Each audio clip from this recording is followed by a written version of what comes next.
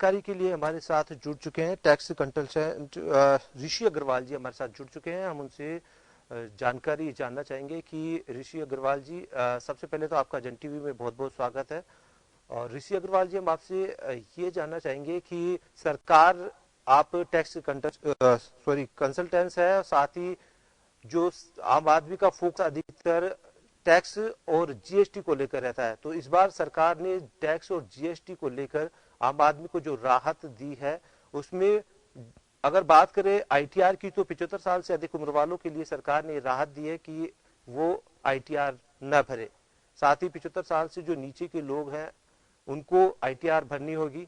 वहीं जो टैक्स है और जीएसटी को लेकर सरकार ने किस तरीके की राहत उपलब्ध कराई है?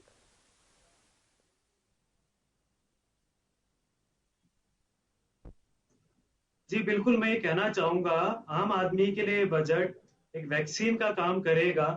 जैसे माननीय वित्त मंत्री महोदया ने ईज ऑफ डूइंग बिजनेस को प्रमोट करते हैं, इसी तरीके से इस बजट में ease of doing tax compliances या जीएसटी या इनकम टैक्स जो भी कानून है उसमें कैसे सिंप्लिसिटी लाया जाए, फेसलेस असेसमेंट कैसे करा जाए, उसमें काफी जोर दिया है। उन्होंने एक अमेंडमेंट बहुत ही अच्छा किया है कि जो भी 75 साल से ऊपर के अपने सीनियर सिटीजन हैं, अगर उनकी खाली पेंशन की इनकम है या इंटरेस्ट की इनकम है, उनको रिटर्न फाइलिंग से बिल्कुल माफ कर दिया गया है। जो भी आपका केस रीओपनिंग का केस होता है, पहले 6 साल तक हो सकता था, अब वो 3 साल तक ही हो पाएगा। साथ ही साथ उन्होंने एक चीज ये भी क्लियर करी है, जिसका भी टैक्स अवेजन 50 लाख से ऊपर रहेगा एक साल में, उन्हीं के रीअसेसमेंट 10 साल बाद में भी ओपन हो सकते हैं। और कहीं ना कहीं इन्होंने जीएसटी में काफी अच्छे प्रोविजन जो बोले हैं कि हम 400 ऐसे पॉइंट्स हैं जो उस पर दोबारा वर्किंग करेंगे, एक्सरसाइज करेंगे। लास्ट ईयर भी इन्होंने नील फाइलिंग एक एसएमएस के द्वारा एक प्रोविजन लेके आए थे। आप देखिए, कस्टम ड्यूटी इन्होंने कम करी है गोल्ड पे, आपका कॉपर पे, स्टील पे। तो कहीं ना कहीं बिजनेस को बूस्ट अप करने के लिए ये बहुत ही अच्छा बजट है। एग्रीकल्चर के इन्होंने काफी अच्छे डिसीजन लिए हैं। मेडिकल के लिए, कोरोना के लिए 35,000 करोड़ का बजट पास किया है।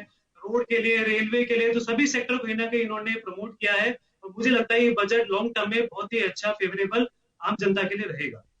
ऋषि अग्रवाल जी, हम आपसे ये भी जानना चाहेंगे कि एनआरआई है, उनको डबल टैक्स सिस्टम में छूट दी गई है।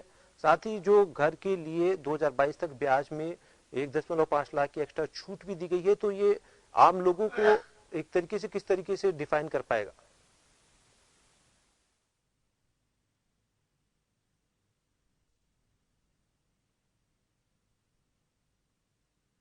नहीं, बिल्कुल, काफी टाइम से एनआरए के द्वारा ये मुद्दा उठाया जा रहा था, तो उसके लिए बहुत ही वेलकम डिसीजन है। और कहीं ना कहीं हम एनआरआई को प्रमोट करना चाह रहे हैं, और उनके लिए टैक्स बेनिफिट जो दिए गए हैं, जो टैक्स में जो लिटिगेशन को जो हटाए गए हैं, तो ये बहुत ही वेलकम मूव है। और एनआरआई को डेफिनेटली इसका बेनिफिट मिलेगा।